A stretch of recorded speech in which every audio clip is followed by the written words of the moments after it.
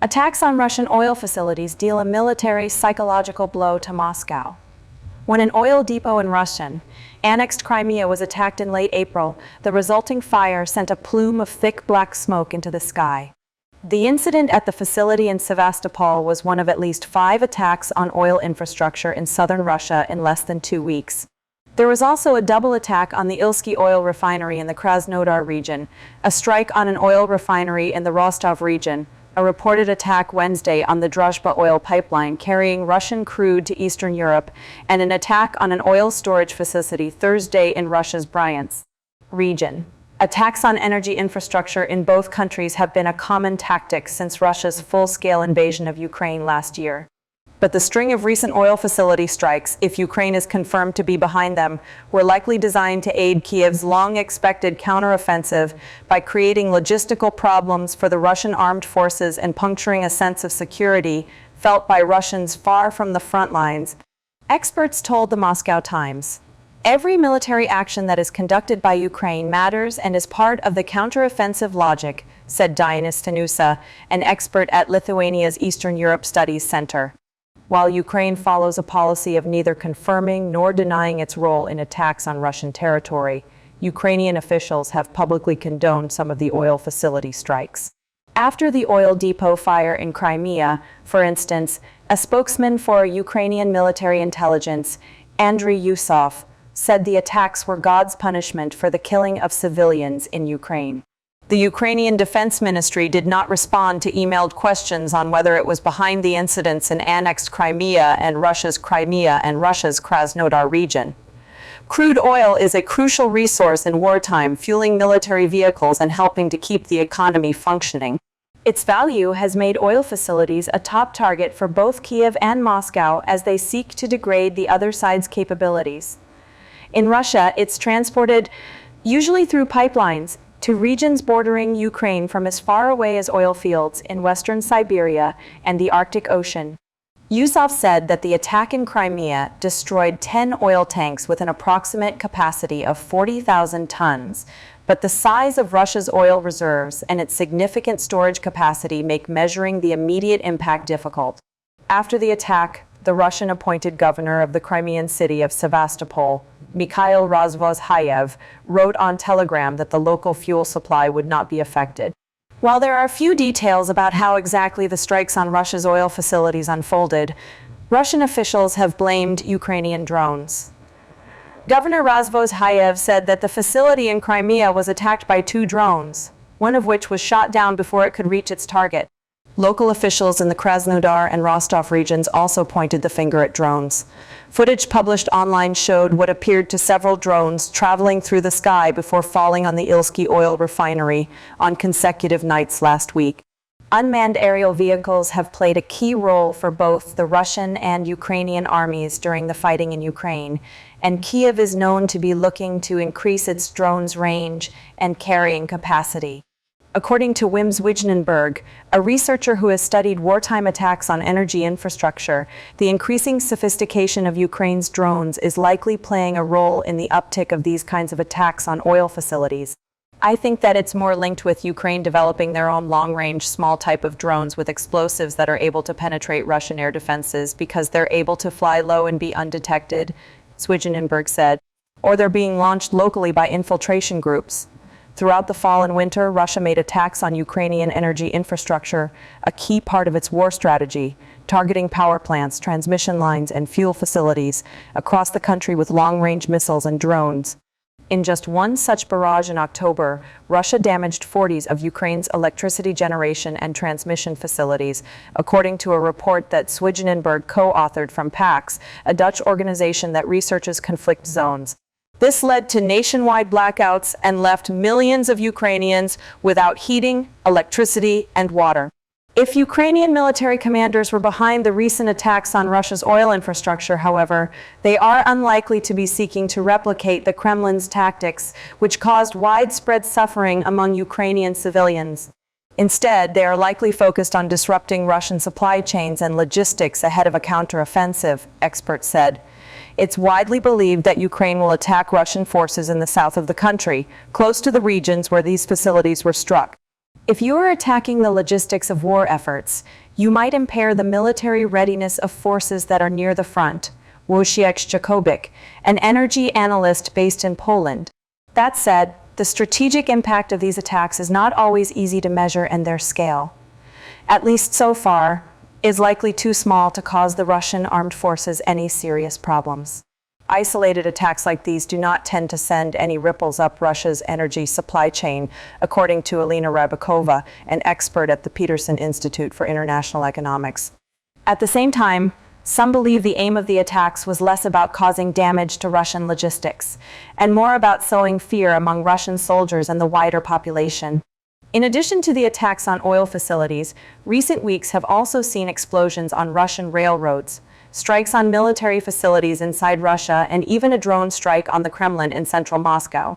I think there's also an ability to project force on Russia, to show we can also hit you there, said researchers Wijnenberg, to show we have the capabilities and we will do what's necessary to take out any fuel supplies that's needed for your troops.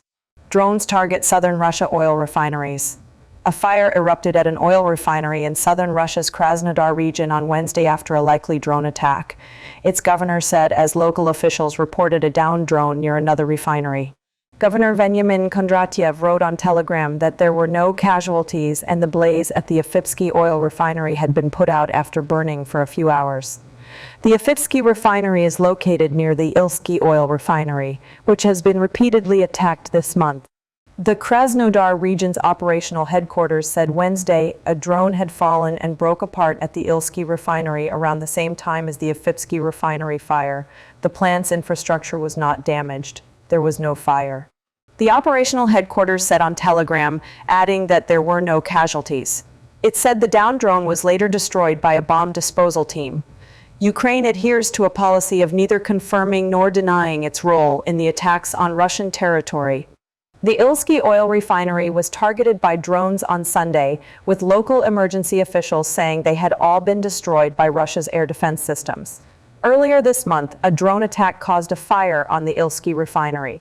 At the time, Reuters cited an unnamed source at the refinery saying a drone had hit an aerial cooler at the Sea-Doo 5 column with an annual capacity of 1.8 million metric tons. The Ilsky refinery has a processing capacity of 6.6 million tons a year. Oil refineries across Russia and Russian-annexed Crimea have been attacked by drones more than 5 times this month. Crude oil is a key wartime resource, making oil facilities a top target for Ukraine and Russia as they attempt to degrade the other side's capabilities. The stepped-up drone strikes on Russia come ahead of what is believed to be an imminent Ukrainian counteroffensive. Why is Moscow persisting with unsuccessful missile attacks a strategy or insanity? Einstein's definition of insanity was doing the same thing over and over and expecting different results. Are Russia's continuing missile barrages the exception that proves the rule? A recent study produced by the Center for Strategic and International Studies, CSIS, highlights how Russia's missile attack campaigns have altered over the course of its full-scale invasion of Ukraine. The arguments used in the report suggest there was some logic to the changes of direction taken, even though they may have been forced upon Moscow by its failures. During the start of the invasion, strikes were, unsurprisingly, aimed at Ukrainian military targets, air bases, air defenses, and munitions depots. Russian forces were first stopped and then forced back from their primary objectives, which included the Ukrainian capital, Kyiv. 2 months into the war, Russia shifted its focus to trying to prevent the delivery of Western weapon systems by attacking fuel supply, rail and road transportation infrastructure, bridges and logistics routes. By the summer of 2022, Russian missile attacks had become a mix of indiscriminate attacks on civilian residential areas and targeted strikes against agricultural infrastructure, as if attempting to starve Ukrainians or deprive them of income.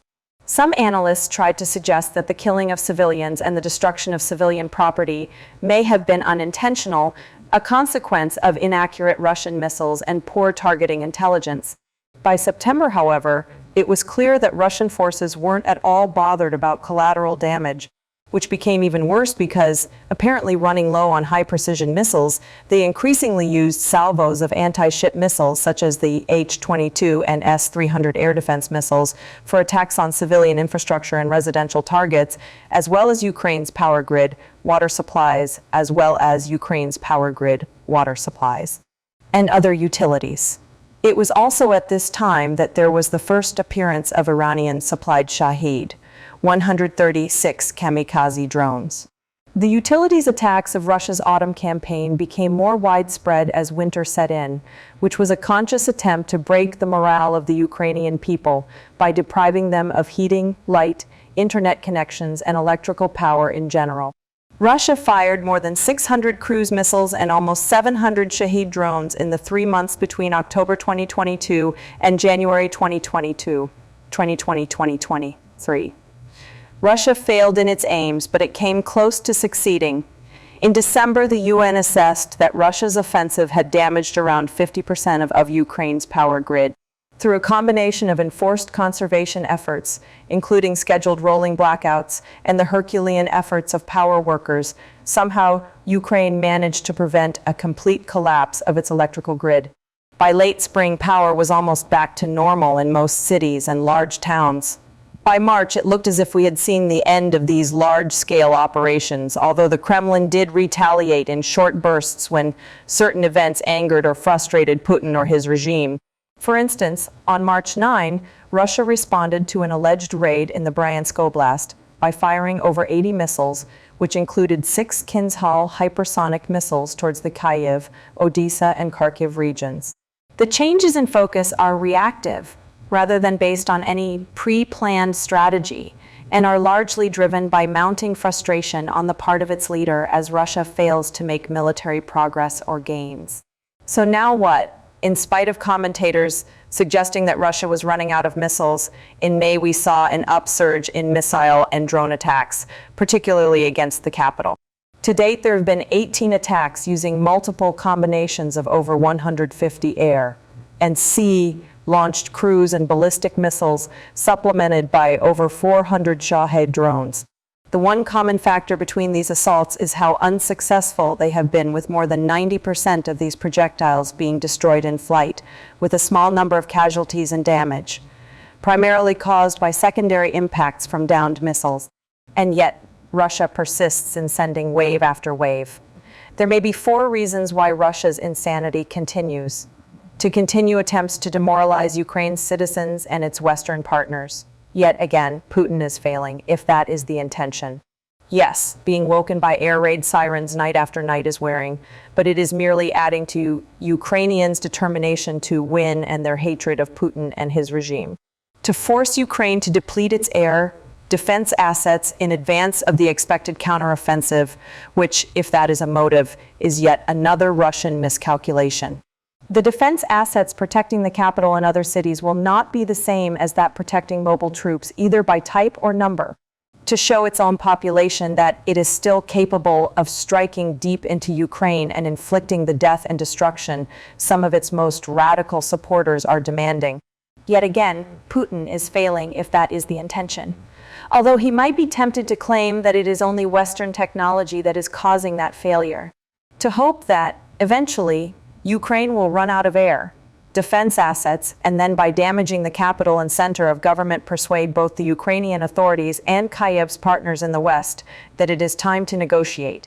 All Putin is currently succeeding in doing is showing how superior the West's technology is to that of Russia. Do the numbers add up? The Jamestown Foundation, a provider of nonpartisan global research analysis on Eurasian security and political developments, has produced an estimate of the numbers of missiles that Russia held at the start of its illegal war. How many missiles it has fired, how many missiles it has fired, how many its industry has been able to produce, and how many it now has left. These figures, which were based on Ukrainian military data, are summarized in the table below, adjusted to include the additional missiles fired since their figures were compiled. A number of assumptions are made in these figures, not least how stable Russian missile production is compared with its previous levels and whether Russian claims to have stepped up all weapons production apply to more technically complex missile systems. It is clear that Russia's missile arsenal has been seriously depleted and could take years to recover. The other question is, if they fear the imminent Ukrainian counteroffensive, as we have been led to believe, why are they wasting scarce missile resources on fruitless attacks against civilian targets? Perhaps, as in most things, Einstein had the answer.